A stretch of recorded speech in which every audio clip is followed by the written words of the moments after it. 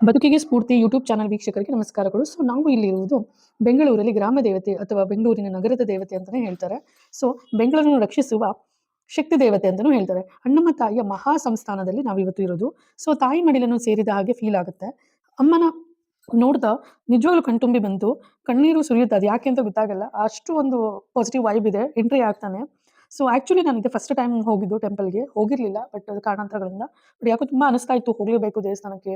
ಅಮ್ಮನ ಆಶೀರ್ವಾದ ಒಂದ್ಸಲಿನಾದ್ರೂ ನಾನು ತಗೊಬೇಕು ಅಂತ ಅನಿಸ್ತಾ ಇತ್ತು. ನಾವು ಇವತ್ತು ಟೆಂಪಲಲ್ಲಿ ಇದ್ದೀವಿ. ಆ್ಯಕ್ಚುಲಿ ಏನು ಹೇಳ್ಬೇಕಂತಾನೆ ಗೊತ್ತಾಗ್ತಿರ್ಲಿಲ್ಲ. ಅಷ್ಟು ಒಂಥರ ಕಣ್ಣಲ್ಲಿ ನೀರು ಬಂದಂಗೆ ಆಯಿತು. ತುಂಬ ಸಂತೋಷ ಆಯಿತು.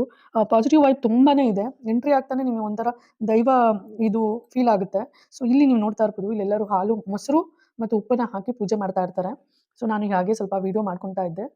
ನಾವುನು ಹಾಗೆ ನೋಡೋಣ ಅಂದ್ರೆ ಕೇಳಿದೆ ಅಲ್ಲಿರೋರಿಗೆ. ಅಲ್ಲಿರೋರು ಅಷ್ಟು ಕ್ಲಿಯರ್ ಆಗಿ ಹೇಳಲಿಲ್ಲ. ಯಾಕಂದ್ರೆ ಅವ್ರಿಗೆ ಗೊತ್ತಿರಲಿಲ್ಲ ಅನ್ಸುತ್ತೆ. ಅದಾದ್ಮೇಲೆ ನನಗೊಬ್ಬರೇ ಹೇಳಿದ್ದು, ಮೇಡಮ್ ಹೇಳಿದ್ರು ಅಲ್ಲೊಬ್ರು ಪರಿಚಯ ಆದ್ರು. ಅವ್ರು ಹೇಳಿದ್ರು ಅದು ಬಿಸಿಲು ಮಾರಮ್ಮ ಮತ್ತು ಗಾಳಿಯಮ್ಮ ಅಂತೇಳಿ. ಆ 2 ತಾಯಿಗೂ ಏನು ಮಾಡ್ತಾರಂದ್ರೆ ಮೊಸರು ಮತ್ತು ಉಪ್ಪನ್ನ ಅರ್ಪಿಸ್ತಾರೆ. ಅದರಿಂದ ಮಕ್ಕಳಿಗೆ ಆರೋಗ್ಯ ತುಂಬಾನೇ ಚೆನ್ನಾಗಿರುತ್ತೆ ಅಂದ್ರು. ಹಾಗಾಗಿ ನಾವುನು ಹೊರಗೆ ಹೋಗಿ ಮತ್ತೆ ಉಪ್ಪು ಮತ್ತು ಮೊಸರನ್ನ ತಗೊಂಡ್ಬಂದು 3 ಜನನು ಅರ್ಪಿಸಿದ್ವಿ. ಆರೋಗ್ಯಕ್ಕೆ ತುಂಬಾ ಒಳ್ಳೇದು ಅಂತ ಹೇಳಿದ್ರು. ಎಸ್ಪೆಷಲಿ ಅಲ್ಲಿ ಮಕ್ಕಳು ಹುಟ್ಟಿದ ತಕ್ಷಣನೇ ಅಂದ್ರೆ 11 ದಿನ ನಂತರನೇ ತಕ್ಷಣ ತಗೊಂಡ್ಬಂದು ಅಲ್ಲಿ ಪೂಜೆ ಮಾಡಿಸ್ಬಿಟ್ಟು ಇಲ್ಲಿ ಉಪ್ಪು ಮತ್ತು ಮೊಸರನ್ನ ಅರ್ಪಿಸ್ಬಿಟ್ಟು ಹೋಗ್ತಾರೆ. ಮಕ್ಕಳಿಗೆ ಆರೋಗ್ಯ ತುಂಬಾ ಚೆನ್ನಾಗಿರುತ್ತೆ. ಮತ್ತೆ ಅಮ್ಮ ಅಂತಾರಲ್ಲ ಅದು ಆಗೋದಿಲ್ಲ ಅಂತ ಹೇಳಿದ್ರು. ತುಂಬಾ ಚೆನ್ನಾಗಿ ಎಕ್ಸ್‌ಪ್ಲೈನ್ ಮಾಡಿದ್ರು ಅವರು.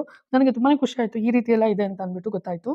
ಆ್ಯಕ್ಚುಲಿ ಈ ದೇವಸ್ಥಾನ ಕಾಡಿನ ಮಧ್ಯದಲ್ಲಿ ಇತ್ತಂತೆ. ಅಂದ್ರೆ ಕೆಲವು ಶತಮಾನಗಳ ಹಿಂದೆ ಇತ್ತಂತೆ. ಅಲ್ಲಿ ಹಣ್ಣಿನ ತೋಟದಲ್ಲಿ ಅಮ್ಮ ಅಂದ್ರೆ ಹುಟ್ಟಿರೋದು ಅಂತ ಹೇಳ್ತಾರೆ. ಹಾಗಾಗಿ ಆ ತಾಯಿಗೆ ಅಣ್ಣಮ್ಮ ಅಂತ ಕರೀತಾರಂತೆ. 7 ಮಂದಿ ಅಕ್ಕ ತಂಗಿಯರಿದ್ದಾರೆ ಅಂತ ಹೇಳಿದ್ರು. ಮತ್ತೆ ಈ ದೇವಸ್ಥಾನದ ವಂಶಸ್ಥರು ಇದಾರಲ್ಲ ಅವರಿಗೆ ಕನಸಲ್ಲಿ ಬಂದು ಅಂದ್ರೆ ಅವ್ರು ಅವಾಗ ಅಣ್ಣಿನ ಜಮೀನ್ ಅಂತದು. ಅಲ್ಲಿ ನಾನು ಇದ್ದೀನಿ, ನನ್ನ ಗುರುತಿಸಿ ಅಥವಾ ನನ್ನನ್ನು ಪ್ರತಿಷ್ಠಾಪನೆ ಮಾಡಿ ಪೂಜೆ ಮಾಡಿ ನಿಮ್ಮ ವಂಶವನ್ನ ನಾನು ತುಂಬಾ ಬೆಳಗಿಸ್ತೀನಿ ಅಂತ ಅಂದ್ಬಿಟ್ಟು ಅಮ್ಮ ಏನೋ ಕನಸಲ್ಲಿ ಹೇಳಿದ್ರಂತೆ. ಅದೇ ರೀತಿಯಲ್ಲಿ 7 ಕಲ್ಲುಗಳಿದೆ.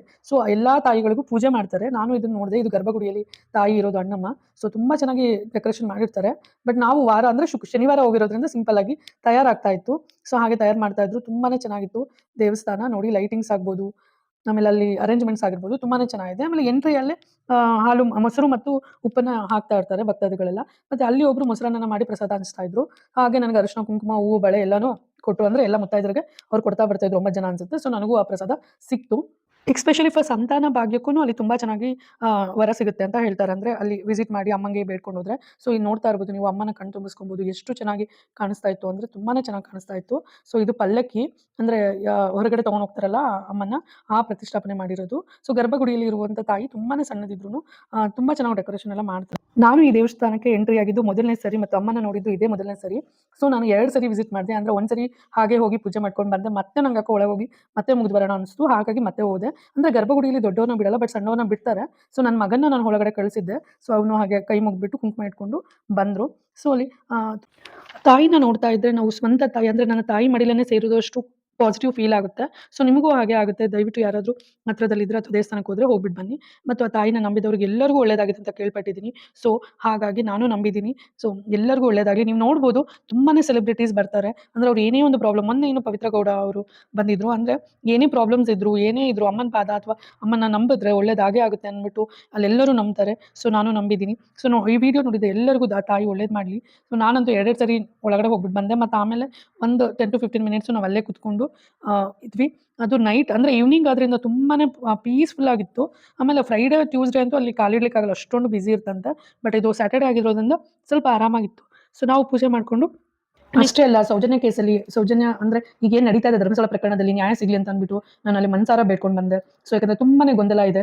ಈ ಕೇಸಲ್ಲಿ ಹೇಗಾದ್ರೂ ಮಾಡಿ ಅಂದ್ರೆ ತಪ್ಪು ಮಾಡಿದವ್ರಿಗೆ ಮಾತ್ರ ಶಿಕ್ಷೆ ಆಗಲಿ ಅಂತ ಅಂದ್ಬಿಟ್ಟು ಬೇಡ್ಕೊಂಡು ಬಂದೆ. ನನ್ನ ಮಗ ಆಟ ಮಾಡ್ತಾ ಇದ್ದ ಅಂತ ಅಂದ್ಬಿಟ್ಟು ನಾವು ಓರಿಯನ್ ಮಾಲಿಗೆ ಬಂದ್ವಿ. ಅಲ್ಲಿ ಸ್ವಲ್ಪ ಓಡಾಡ್ಬಿಟ್ಟು ಸ್ನಾಕ್ಸ್ ತಿಂದ್ಬಿಟ್ಟು ರಿಟರ್ನ್ ಆದ್ವಿ. Thank you so much for watching the video.